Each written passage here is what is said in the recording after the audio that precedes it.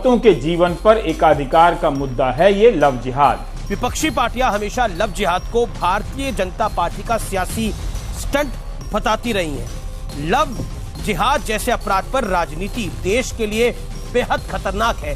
किसी तरफ से राजनीति हो, इसका फायदा हो, इसका नुकसान हो, लेकिन ये मुल्क के लिए, मेरे देश के लिए खतरनाक है। इसलिए इसमें धार्मिक एंगल नहीं आना चाहिए। तो खैर ये किसी की सियासी जरूरत हो सकती है, लेकिन समाज की सच्चाई भी तो है। इस देश में हर 15 मिनट पर, हर चंद मिनट पर एक लड़की के साथ बलात्कार होता है। उसका कोई भूत नजर नहीं आता है, मगर लव जिहाद के नाम पर भूत खड़ा हो जाता है। लेकिन लव जिहाद वाकई एक बड़ी समस्या है और लव जिहाद पर नेताओं की चुप्पी वाकई हैरान नहीं करती, क्योंकि जिसको पॉलिटिकली सूट नहीं करता वो इस पे चुप हो जाता है। लेकिन इस पर एक सेंट्रल कानून की आवश्यकता है, इसमें भी कोई दो राय नहीं है। क्योंकि प्यार करना तो अलाउड है, लेकिन प्यार के नाम पर फरेब कर धर्म परिवर्तन करना अपराध होना चाहिए। लेकिन सवाल यह है कि क्या वाकई हमारे देश में लव जिहाद पूरी। देश में बहुत सारे मुद्दे ऐसे हैं जिनको सरकार को, जिनके ऊपर बात करनी चाहिए, चाहे वो बेरोजगारी का मुद्दा हो, किसान बिल का मुद्दा हो, या नोटबंदी से परेशान हुए हों उन लाखों लोगों का मुद्दा हो जिनका रोजगार चला गया, या उन इंडस्ट्री का मुद्दा हो जो इंडस्ट्री जीएसटी नोटबंदी के चक्कर में बंद हो गई या लॉकडाउन के चक्कर में बंद हो गई, या उन लोगों का मुद्दा हो जो लॉकडाउन से अभी तक अपने काम पर नहीं गए, या उन लोगों का मुद्दा हो जो लॉकडाउन के बाद बर्बाद हो गए, बड़ी बड़ी इंडस्ट्रियां खत्म हो गई, लोगों को काम नहीं दिया गया। अभी जरूरत थी उन मुद्दों की जिनकी हिंदुस्तान की आवाम को, हिंदुस्तान के लोगों को जरूरत थी। मगर इन सब से अलग होकर उत्तर प्रदेश सरकार ने एक नए मुद्दे को जन्म दे दिया, और वो है लव जिहाद। लव जिहाद पे कानून बनाना। लव जिहाद असल में होता क्या है? जब लव जिहाद जैसा कोई शब्द ही नहीं है तो आपने लव जिहाद को जन्म क्यों दे दिया? क्यों दो ब्रादर को आपस में लड़ा दिया? हिंदू को मुसलमान से, मुसलमान को हिंदू से अगर एक दूसरे से मोहब्बत करना यह गुनाह है तो शायद यह हजारों साल का इतिहास गलत होगा, जो हजारों साल से ये होता आया है कि हिंदू बेटी की शादी मुसलमान घर में, मुसलमान बेटी की शादी हिंदू घर में, ये होता आया है, ये होता रहेगा। मगर आपने इस चीज को जो बिल्कुल अलग कर दिया और कह दिया कि कोई भी हिंदू बेटी मुसलमान लड़के से शादी नहीं कर सकती। हाँ, ये जरूर है कि हिंदू लड़का मुसलमान लड़की से शादी कर सकता है, उसके ऊपर कोई कानून नहीं है। अगर किसी भी मुसलमान लड़के ने हिंदू बेटी से शादी कर ली तो उसके ऊपर आपने सजा का प्रावधान बना दिया, एक उसके ऊपर जुर्माना लगा दिया। मतलब उस व्यक्ति की जिसने अगर शादी कर भी ली, शादी के बारे में सोचा भी, तो उसका पूरा भविष्य खराब हो गया। मगर आज हो क्या रहा है? असल में यह एक दुश्मनी है, ये एक दुश्मनी निभाने का तरीका है कि मुसलमानों से किस तरह दुश्मनी निकाली जाए, मुसलमानों को किस तरह परेशान किया जाए। आपका ये मुद्दा नहीं है कि मुसलमानों को, हिंदू को एक दूसरे से अगर प्यार कोई कर रहा है तो हम उसके बारे में जिक्र करें। आपका सबसे बड़ा मुद्दा है कि उन लोगों को सजा देनी चाहिए जो आपको पसंद नहीं करते। जो लोग आपको पसंद नहीं करते उनको हिंदुस्तान में रहने का अधिकार भी नहीं है। अगर जब उन लोगों को हिंदुस्तान में रहने का अधिकार नहीं है तो उन्हें आप सजा देके, उन्हें जेल में बंद करके आप ये साबित करना चाहते हो कि हिंदुस्तान में अगर रहना है तो आपको हमारे कानून मानने होंगे, हिंदुस्तान में अगर रहना है तो आपको हमारी बात माननी होगी, हिंदुस्तान में अगर रहना है तो आपको विपक्ष को छोड़ना होगा, आपको हमारे साथ आना होगा। अगर आप, खासकर आप अगर एक मुसलमान हैं तो मुसलमानों को जिस तरह परेशान किया जा रहा है, चाहे वो लव जिहाद का मुद्दा हो, बेरोजगारी का मुद्दा हो, या कोई भी मुद्दा हो, सिर्फ और सिर्फ यहाँ सीए एनआरसी का मुद्दा हो, मुसलमानों को वहां परेशान किया जा रहा है। अगर मुसलमान इस तरह परेशान होते रहे तो आप क्या सोचते हो कि आपके इन परेशान करने से मुसलमान हिंदुस्तान को छोड़ देंगे? तो शायद ये आपकी भूल है। जब हजारों साल से हिंदुस्तान में मुसलमान रहता आया है, 47 में जब हमें जाने का अधिकार था, हिंदुस्तान के मुसलमानों को जाने का अधिकार था, जब हम नहीं गए, हमने हिंदुस्तान को चुना, तो आज हम हिंदुस्तान को छोड़कर कैसे जा सकते हैं? अगर आप हमको मारते हो, आप हमको पीटते हो, आप हमारे ऊपर गोली चलाते हो, आप हमें जेल में बंद करते हो, तब भी ये हमारा अधिकार है कि हम हिंदुस्तान में रहें। ये हमारी कोर्ट, सुप्रीम कोर्ट इस बात का फैसला करेगी कि वो मुसलमान लड़का जो हिंदू बेटी से शादी कर रहा है वो गलत है या सही है। वो जबरदस्ती तो नहीं कर रहा। अगर वो एक दूसरे से प्यार से शादी कर रहे हैं, एक दूसरे की सहमति से शादी कर रहे हैं, तो इसमें गलती कहाँ है? इसमें फिर समस्याएं कहां आ रही हैं कि आप शादी नहीं कर सकते? अगर एक दूसरे की सहमति से शादी हो रही है तो शादी में कोई समस्या नहीं है। ना हमें संविधान मना करता है, संविधान हमें इसकी इजाजत देता है कि अगर आप सहमति से शादी कर रहे हो, सहमति से बात कर रहे हो, तो कोई समस्या नहीं।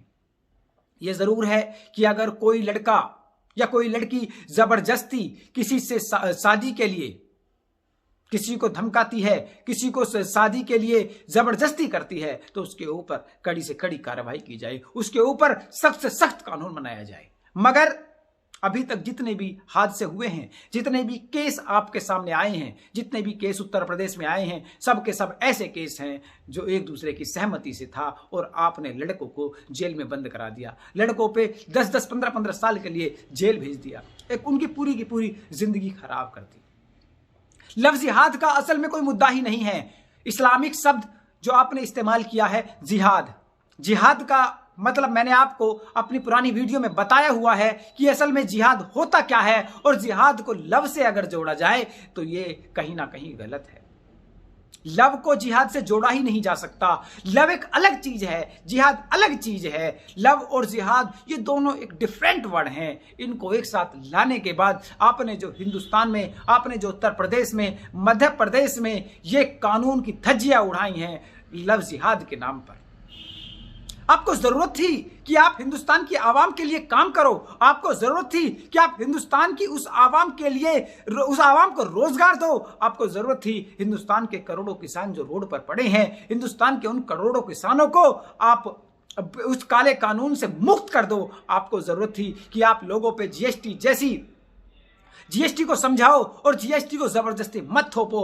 आपको जरूरत थी कि आप सीएनआरसी को मत थोपो, मगर आपने थोपा क्या? जिस चीज से आपको फायदा हुआ आपने उनके ऊपर सीएनआरसी थोप दिया, आपने जीएसटी थोप दी, आपने उनके ऊपर लव जिहाद थोप दिया, आपने किसानों के ऊपर काला कानून थोप दिया, आपने पीएफ पर्सनल फंड योजना थोप दी उन मजदूरों के लिए। आपने छोड़ा ही क्या है हिंदुस्तान में?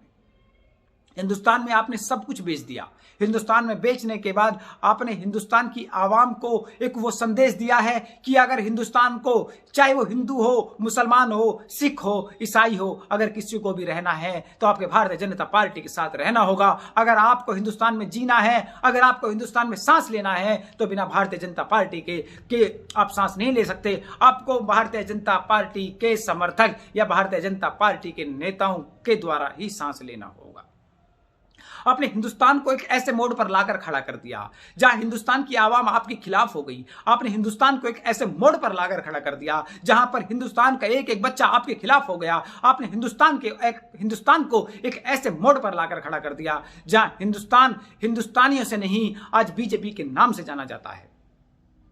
हिंदुस्तान एक दुनिया का वाहिद एक ऐसा मुल्क है जहां प्यार, मोहब्बत को प्राथमिकता दी जाती है। हिंदुस्तान दुनिया का एक ऐसा मुल्क है जहां सभी धर्मों का सम्मान किया जाता है। हिंदुस्तान दुनिया का एक ऐसा मुल्क है जहां हिंदू, मुस्लिम, सिख, ईसाई भाईचारे से रहते हैं। हिंदुस्तान दुनिया का एक वाहिद मुल्क है जहां हिंदू मुसलमान के घर, मुसलमान हिंदू के घर, हिंदू सिख के घर, सिख मुसलमान के घर आते हैं, जाते हैं, शादियों में आते जाते हैं, वहां एक दूसरे से संबंध बनाते हैं। मगर आपने इन 5 वर्षों में, इन 6 वर्षों में सिर्फ और सिर्फ जो काम किया है वो लोगों को बांटने का काम किया है। आपने 5 वर्षों में, 6 वर्षों में सिर्फ और सिर्फ काम किया है वो लव जिहाद के नाम पर लोगों को तोड़ने का काम किया है। मगर आवाम हिंदुस्तान की इतनी समझदार है कि वो आपके बहकाए में नहीं आ सकती। वो आपके चालों को, वो आपकी बातों को समझ रही है, और हिंदुस्तान की आवाम जब तक आपकी बातों को समझेगी तब तक बहुत देर भी हो सकती है। अभी ये जरूरी नहीं है कि हिंदुस्तान की 100% आबादी आपकी बातों को मानती हो। बहुत कम लोग आपकी बातों को मानते हैं। बहुत सारे लोग ऐसे हैं जो आपकी बातों को नहीं मानते। मगर जो आपकी बातों को मानते हैं, उन्हें भी धीरे धीरे इस बात का ज्ञान हो रहा है कि आप गलत हो या सही हो। अब फैसला आपको खुद करना है। कि आप गलत हो या सही हो। और लव जिहाद के ऊपर दो पत्रकारों की आप खुद देख लीजिएगा कि दो पत्रकार किस तरह से लव जिहाद को दो भागों में बांट रहे हैं। एक पत्रकार उसको सही बताता है, एक पत्रकार उसको गलत बताता है। आप इस वीडियो के द्वारा खुद देखेंगे। धन्यवाद। भारत का समाज बुनियादी रूप से प्रेम का विरोधी है। किसी को प्रेम ना हो जाए, अपनी पसंद से जाति या धर्म के बाहर शादी ना हो जाए, इस आशंका में डूबा रहता है, डरा रहता है। एक ऐसा समाज जो सोते जागते हिंदी सिनेमा में गीतों के नाम पर प्रेम गीत ही सुनता है, प्रेम से इतना डरता है कि डर का भूत खड़ा करता है। उसी एक भूत का नाम है लव जिहाद। वैसे तो ये हिंदू मुस्लिम नेशनल सिलेबस का हिस्सा है। बेवक्त और बेजरूरत इसके छेड़ने का मतलब यही है कि किसी को यकीन है कि भारत के समाज को हिंदू बनाम मुस्लिम के भूत से अभी और डराया जा सकता है, उसे अंधेरी कोठरी में कैद रखा जा सकता है ताकि उसे अपने आसपास की आर्थिक तबाही नजर ना आए। लव के नाम पर जिहाद का विश्लेषण। प्यार होना कोई गुनाह नहीं है, लेकिन प्यार की आड़ में दूसरा काम करना, धर्म बदलने का काम करना बहुत बड़ा पाप है। उस समाज से आप उम्मीद ही क्या करें जहां 90% संबंध दहेज के सामान से तय होते हों।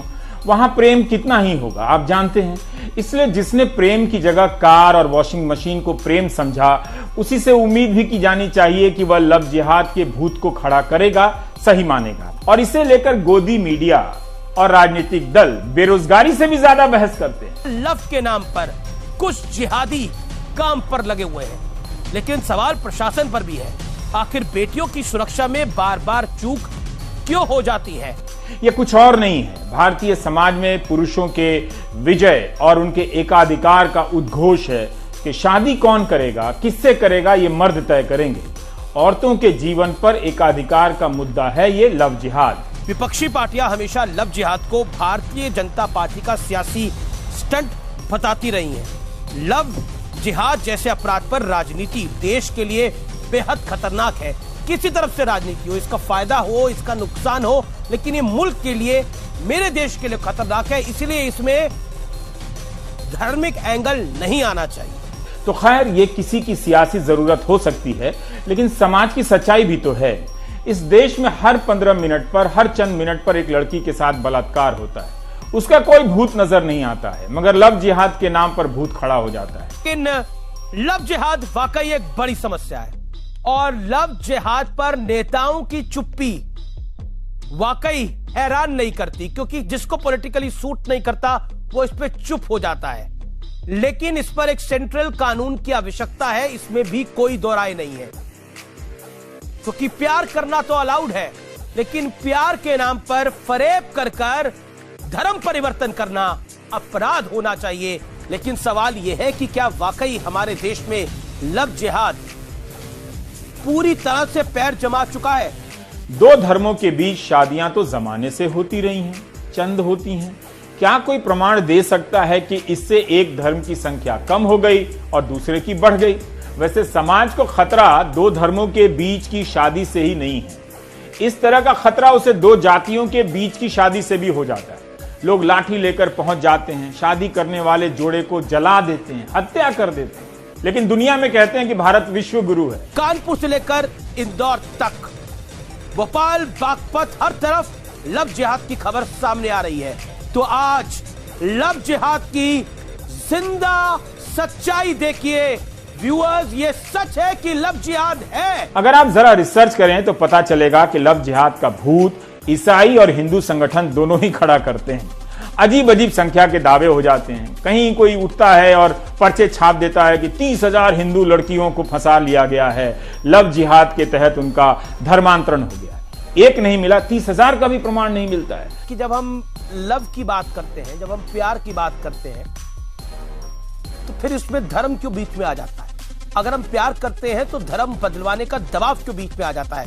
अगर हम प्यार करते हैं तो झूठ और फरेब क्यों आ जाता है? और ये खेल सिर्फ नोएडा के 15A में नहीं हुआ, ये खेल बागपत में होता है, भोपाल में होता है, इंदौर में होता है, देश के हर कोने में होता है, केरल तक होता है। जब फरवरी 2020 में गृह मंत्रालय से केरल के कांग्रेस सांसद बेन्नी बहानन ने सवाल पूछा कि क्या पिछले 2 साल में किसी केंद्रीय जांच एजेंसी ने दक्षिण के राज्यों से लव जिहाद का कोई मामला पाया है, इसके जवाब में गृह मंत्रालय ने कहा कि लव जिहाद की अव्वल तो कोई कानूनी परिभाषा ही नहीं है। किसी भी केंद्रीय एजेंसी ने लव जिहाद का कोई मामला नहीं पाया। इसी में कॉन्स्पिरेसी यानी इसी में फरेब और झूठ दिखता है।